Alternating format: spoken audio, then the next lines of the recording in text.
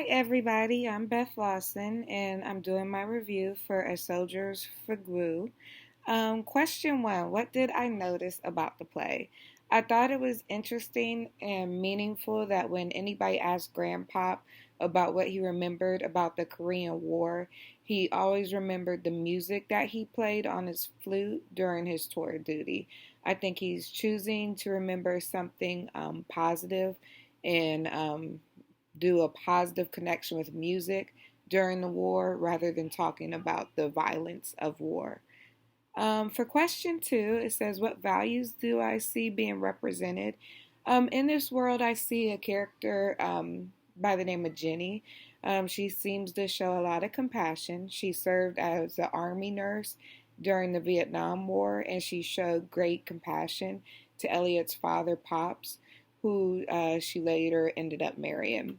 Once married and away from the war, at home, Jenny showed great compassion in her garden when she was tending to her plants. And I feel like the same nurturing that she gave the plants, she also gives to her family members. For question three, something that I had to look up while reading this play. It was a Spanish term. I think it's pronounced danzon. It's Danzon.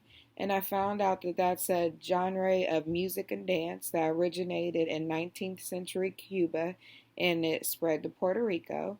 And I think it connects to the world today because it is still popular in Puerto Rico today. Issues, diversity. Well, Elliot is a veteran of the Iraq War, and he was 19 when he returned home injured. I think it's interesting that three generations of this Puerto Rican family served in the war.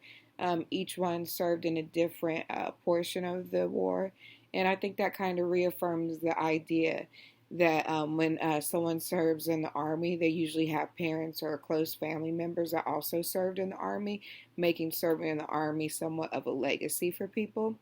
But I also think that it also brought a stereotype that there's a code of silence and secrecy when involving the emotional impact of living through the violence of a war. I think all the members of the family have some sort of physical and emotional scars, but they don't really discuss the details about what happened. For Elliot, the biggest clues about what happened to his father during the Vietnam War came from reading the letters that he wrote to his mom. Uh, for question five, Fague, in at least in this play, I think it's referring to like two different types of music. Uh, and I think she's trying to draw parallels between the characters and reflect on the effects of war through the parallel of the characters. And I feel like the playwright herself is Puerto Rican, and I think she wrote the play to tell the story of some of her relatives and people in her neighborhood, while serving the army. But I do think that her play is supposed to be interpretive instead of literal. I think that her intentions were to help us understand the world, but also to help us understand ourselves.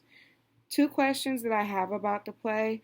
Um, I do feel like they were following like an Army's code of silence, but also I'm wondering, do they have signs of PTSD, post traumatic stress disorder? And I feel like they do.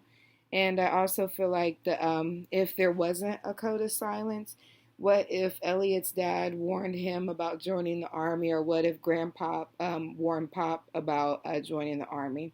And I remember in the play, Elliot specifically telling his grandpop or his pop that when he gets home, he wants to have a talk about what it was like and did you have feel guilt after shooting someone and stuff. So I do feel like it is some sort of PTSD there. Thank you.